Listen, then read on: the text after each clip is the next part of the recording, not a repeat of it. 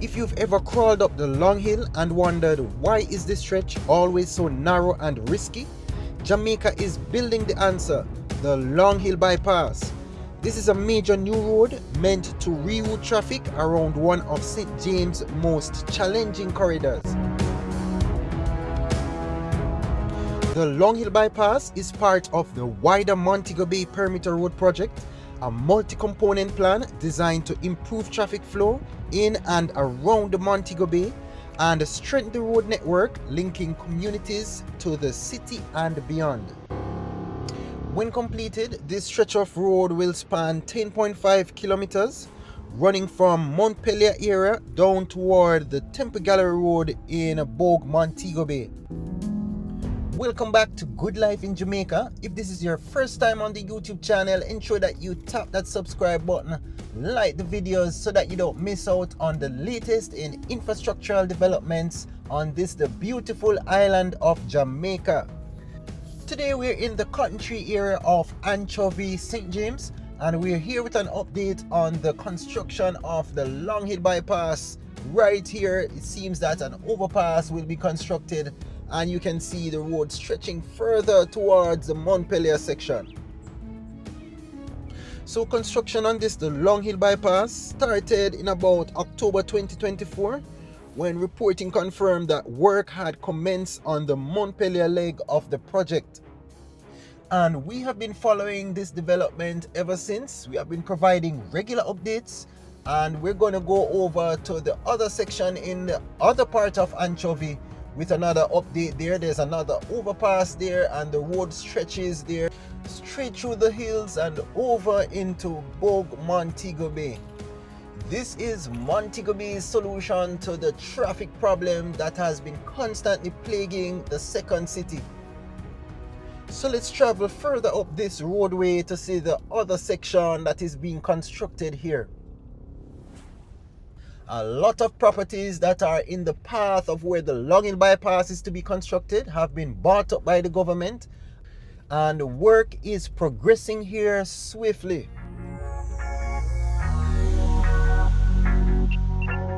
Today, we're focusing on the construction of Jamaica's Long Hill Bypass in St. James.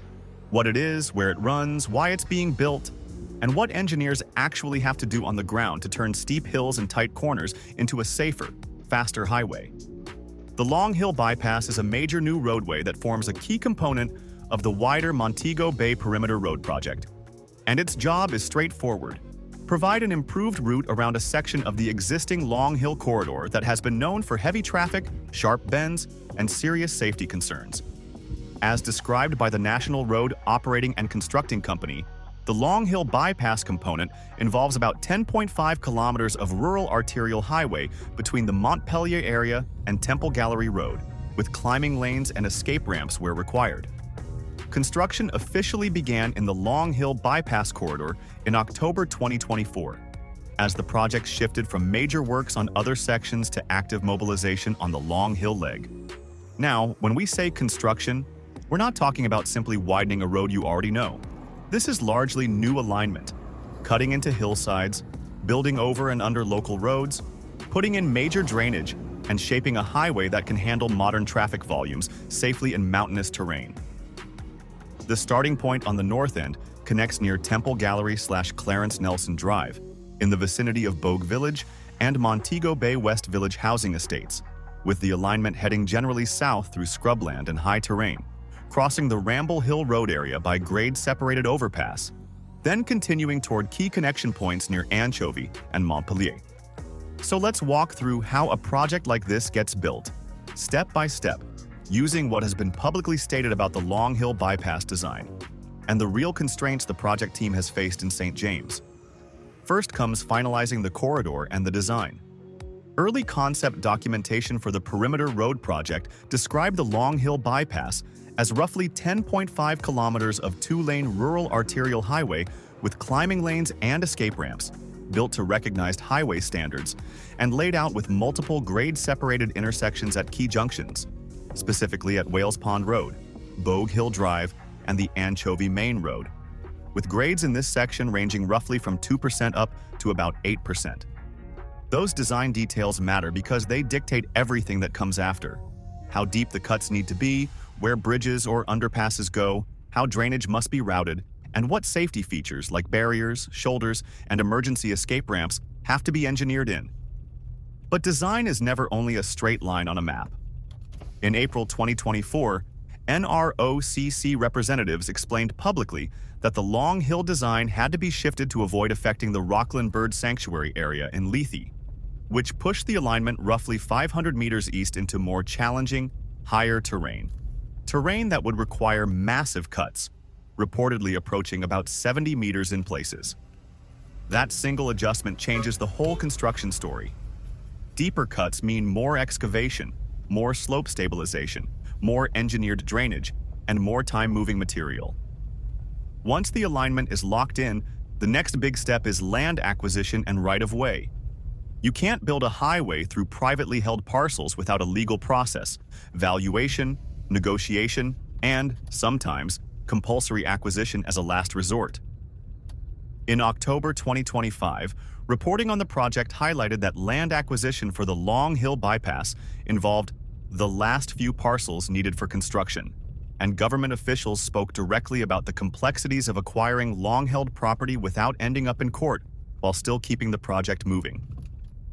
This is not a minor side issue. Land acquisition can control the schedule as much as excavators and asphalt do. If a critical parcel sits right where an interchange embankment or drainage channel must go, construction crews may have to pause or reroute, which adds cost and time. Cost, by the way, has been a major talking point. Reporting in 2025 noted that the Long Hill Bypass upgrade was linked to an increase on the overall project price tag by about $100 million. And by late 2025, it was being reported that the Long Hill Bypass was a late addition that helped push the project's cost higher, with figures reported around the $347 million range for the wider program. After land and design, construction starts with mobilization and clearing. This is when contractors establish site access, set up staging areas, bring in heavy equipment, and begin clearing vegetation along the approved corridor. On a hilly project like Long Hill, access is a project inside the project. Crews often need temporary haul roads to reach where the main highway will be, especially before the new roadbed exists. Clearing is followed by earthworks, the signature phase for a terrain-heavy bypass. Earthworks means cutting down high ground, filling low sections, and balancing material so the roadway can maintain safe grades and curves. That reported 70 meters of cut figure gives you a sense of scale. You're effectively carving a new shelf into the hillside, wide enough to support multiple lanes, shoulders, drainage, and safety barriers. And when you cut into a slope that steep, you don't just dig and walk away, you have to stabilize it through engineered slopes, benches, retaining structures where needed, erosion control fabrics, and careful water management so rainfall doesn't turn a cut face into a landslide. Next comes structures and grade separations, the bridge and underpass phase. The Long Hill Bypass planning documents describe grade-separated junctions at several roads, and also specify that the alignment crosses the Ramble Hill Road area with a grade-separated overpass. Grade separation is a big deal for safety and traffic flow because it removes dangerous at-grade crossing conflicts. But it's also one of the most complex construction activities. You're building foundations, abutments, beams, decks, approach embankments, and drainage all at once, often while maintaining local access below. And because you're in hilly terrain, every approach embankment must be engineered to resist settlement and heavy rainfall erosion. Right after major earthworks and structures, drainage becomes the backbone of the project. In western Jamaica, intense rainfall events can overwhelm culverts and channels if they're undersized or if the surrounding slopes shed water too quickly. Public project material for the wider perimeter road has repeatedly emphasized drainage planning, and even older consultation documents show that drainage improvements and assessments were treated as core design issues, with dust, noise, vibration, hydrology, and impacted structures all highlighted as matters raised by communities. On the Long Hill Bypass, drainage has to do two jobs at once: handle normal roadway runoff safely and protect the new cut slopes and embankments from washouts during heavy rain. That means lined channels, cross drains, culverts sized for local catchments, energy dissipation at outlets so fast water doesn't scour, and careful sediment control during construction so rivers and gullies don't get choked with silt. Now let's talk about the lanes, because the Long Hill Bypass evolved beyond a simple two-lane bypass idea. By 2024, NROCC officials were describing the Long Hill Bypass as a four-lane sub-project, and public reporting stated that the initial idea was a two-lane highway expanded later, but the project was adjusted to build 4 lanes now. In April 2024, additional detail was provided. Out of the roughly 10.5 kilometers, about 6 kilometers would have 4 passing lanes, essentially added capacity in key segments to deal with gradients, overtaking, and heavy vehicles climbing hills. From a construction standpoint, moving from 2 lanes to 4 lanes, whether full dual carriageway or extended passing lane sections, widens everything: the roadbed, the cut widths, the fill volumes, the drainage footprint, and the amount of pavement and safety barrier required. It also can change how interchanges are configured, because more lanes mean longer merge lengths and wider structures.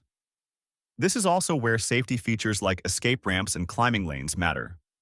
The project descriptions for the Long Hill Bypass include climbing lanes and escape ramps where required. In real-world terms, climbing lanes are the added lanes you see on steep grades to let heavy trucks climb without slowing down everyone behind them, while escape ramps are emergency runoff areas designed for vehicles, especially heavy ones, that lose braking on descents. Building an escape ramp is not just pouring asphalt. It involves a carefully designed alignment, a ramp bed that can absorb energy, proper signage, and a location that's reachable and safe without creating new hazards. After earthworks, structures, and drainage are sufficiently advanced, the project enters the pavement phase. Pavement construction typically begins with the subgrade, compacting the natural ground or engineered fill to precise density, then placing layers like sub-base and base coarse material, followed by asphalt layers.